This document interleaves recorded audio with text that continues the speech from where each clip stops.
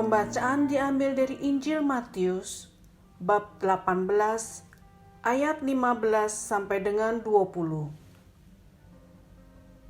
Apabila saudaramu berbuat dosa, tegurlah dia di bawah 4 mata. Jika ia mendengarkan nasihatmu, engkau telah mendapatnya kembali. Jika ia tidak mendengarkan engkau, bawalah seorang atau 2 orang lagi, supaya atas keterangan 2 atau 3 orang saksi, perkara itu tidak disangsikan. Jika ia tidak mau mendengarkan mereka, sampaikanlah soalnya kepada jemaat. Dan jika ia tidak mau juga mendengarkan jemaat, pandanglah dia sebagai seorang yang tidak mengenal Allah atau seorang pemungut cukai. Aku berkata kepadamu, sesungguhnya apa yang kamu ikat di dunia ini akan terikat di surga, dan apa yang kamu lepaskan di dunia ini akan terlepas di surga. Dan lagi aku berkata kepadamu, jika 2 orang daripadamu di dunia ini sepakat meminta apapun juga, permintaan mereka itu akan dikabulkan oleh Bapa-Ku yang di surga. Sebab di mana 2 atau 3 orang berkumpul dalam nama-Ku, di situ Aku ada di tengah-tengah mereka. Demikianlah Injil Tuhan.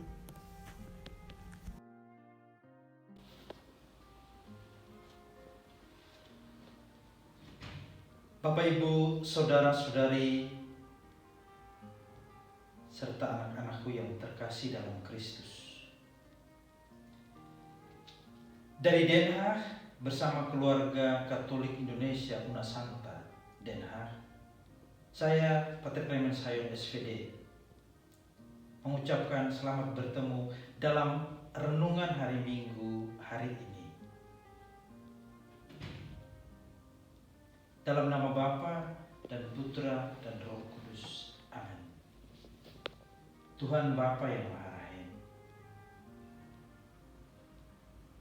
sebagaimana Putramu mengingatkan kami bahwa di mana 2 atau 3 orang berkumpul dalam nama-Mu, di sana Engkau ada, Engkau hadir.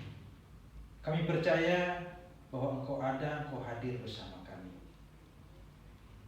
Bukalah hati kami untuk mendengarkan sabda-Mu, mendengarkan firman-Mu, dan kobarkan dalam diri kami semangat untuk melaksanakannya.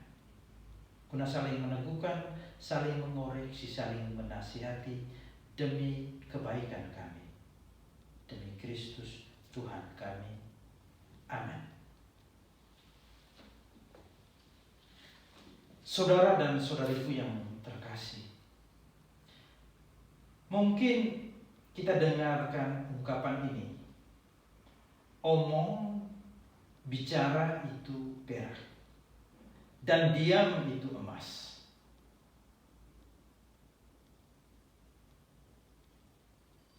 Apakah ungkapan ini berlaku bila kita diam saja? Di saat kita tahu orang berbuat salah, keliru, melaksanakan sesuatu yang tidak kita semua inginkan. Dan seandainya keluarga kita sendiri, kakak atau adik, anak-anak kita, sepupu, teman dekat, sahabat kenalan, orang-orang yang kita kenal, melakukan kesalahan, apakah kita diam saja? Saya yakin kita tentu dengan cara yang santun, dengan berbagai cara kita berusaha untuk menyampaikan, untuk omong, untuk bicarakan, guna menolong dia, membantu dia, agar menyadari, mengakui, dan kembali memperbaiki diri. Bacaan-bacaan hari ini meminta kita untuk tidak tinggal diam bila terjadi sesuatu yang tidak beres pada seseorang yang kita kenal, apalagi saudara atau saudari kita. Mengapa bacaan-bacaan hari ini mengajak kita melakukan hal demikian? Karena kita kita ikut bertanggung jawab dalam membentuk kepribadian seseorang. Yang Allah, yang Tuhan kehendaki dari kita semua adalah keikutsertaan, kepedulian untuk membantu, mengingatkan yang lain. Maka bila terjadi penyimpangan,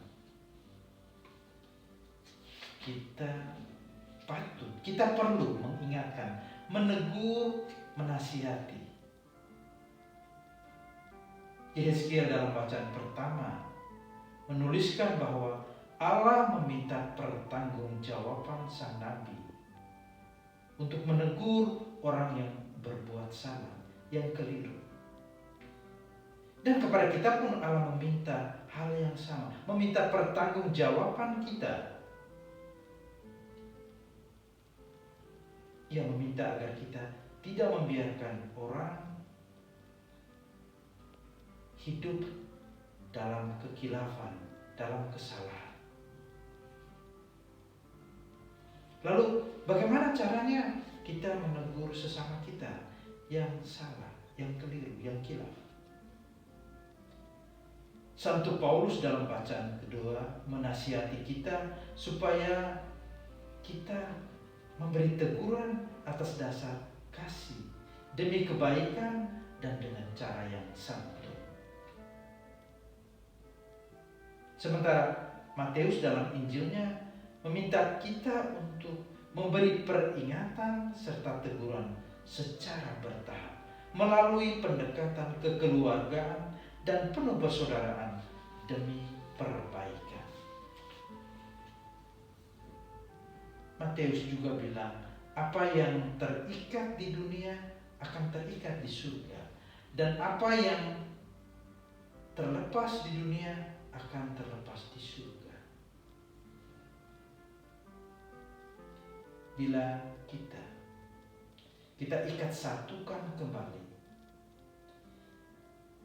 dalam satu persekutuan, berarti kita memberikan kembali kesempatan kepada saudara-saudari kita yang keliru, yang salah, yang telah mengikuti jalannya sendiri, untuk kembali bersama kita, menempuh jalan yang dikehendaki oleh Allah, jalan kebaikan, jalan damai, dan jalan kasih, jalan persaudaraan. Dan itu dilakukan lewat tobat dan rekonsiliasi. Maka kita akan dipadukan dalam ikatan sukacita abadi di surga kelak. Tapi kalau kita biarkan, kita lepaskan, maka dia akan terjun bebas, terlepas di surga kelak, jauh dari damai dan sukacita yang sempurna. Ingat, Yesus sendiri tidak tinggal diam bila melihat orang Farisi dan ahli Taurat berbuat salah atau keliru. Dia langsung menegur mereka karena dia tahu mereka sering kecanduan hukum dan aturan yang dibuat mereka sendiri. Itu tambahan dan bukan inti kitab Taurat. Karena itu saudara-saudariku, mari kita jangan tinggal diam bila kita melihat saudara-saudari kita berbuat salah atau keliru. Karena semua kita manusia tidak luput dari satu kekhilafan, kekurangan, kesalahan. Hendaknya kita saling mengingatkan satu sama lain demi kebaikan. Karena sebagaimana dia katakan, di mana 2 atau 3 orang berkumpul dalam namanya, di sana dia ada dia hadir. Di mana 2 atau 3 orang memberikan jalan keluar, menasihati, menegur, mengoreksi, di sana Tuhan ada, Tuhan hadir untuk mendamaikan, untuk mempersatukan, agar ada jalan damai, agar kita menempuh jalan yang dikehendaki Tuhan, yakni jalan kasih, jalan kegembiraan.